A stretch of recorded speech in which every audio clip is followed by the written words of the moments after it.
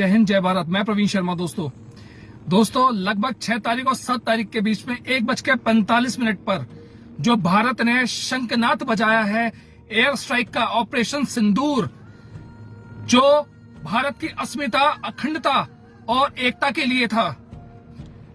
Pakistan PoK के 9 ऐसी जगह चिन्हित कर भारत ने उस जगह को नेस्तनाबूद करके एक धूल का बारूद बनाकर उस जगह को खत्म कर दिया है, जहां पर आतंकवादी जिहादी लगभग 3 दशकों से 4 दशकों से वहां पर राज कर रहे थे। हेडक्वार्टर बना रखा था और यह संचालित किया जाता था। पाकिस्तान की एक आर्मी SHG के नाम से वहां पर ट्रेनिंग करी जाती थी। और आज भारत पूरी कामयाबी के साथ और अपने सशक्त बल के साथ इस ऑपरेशन को एक सुनियोजित तरीके से कामयाब करके दिखाया भारत ने।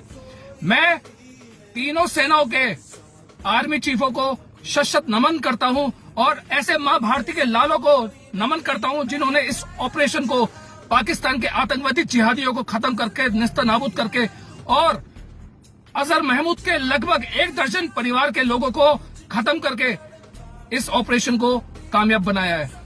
मैं भारत के प्रधानमंत्री श्री नरेंद्र मोदी जी को धन्यवाद करना चाहूंगा, जो भारत के लगभग 140 करोड़ की जनता को, उनके मनोबल को अभी तक कायम करके सुनियोजित तरीके से इस ऑपरेशन को कामयाब किया है।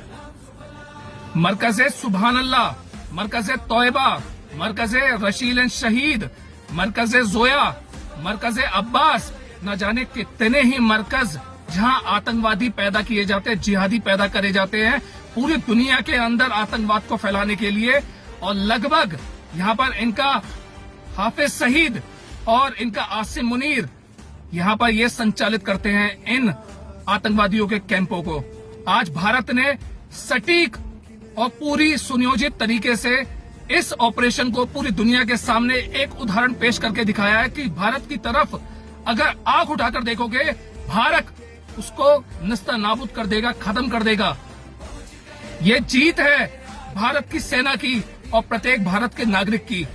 और बिलावल भुट्टो जैसे गुर्गे जो पाकिस्तान के अंदर एक पैसा उगाही का काम करते हैं और असला किसी दूसरे मुल्क से अरेंज करते हैं इन कैंपों के लिए।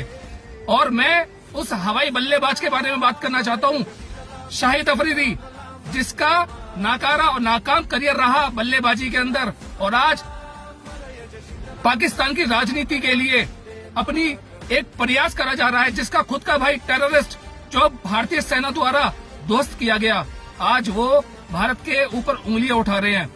ये बदला है 2001 का, ये बदला है 2002 का, ये बदला है 2016 का, ये बदला है 2019 का, ये बदला है 2025 का।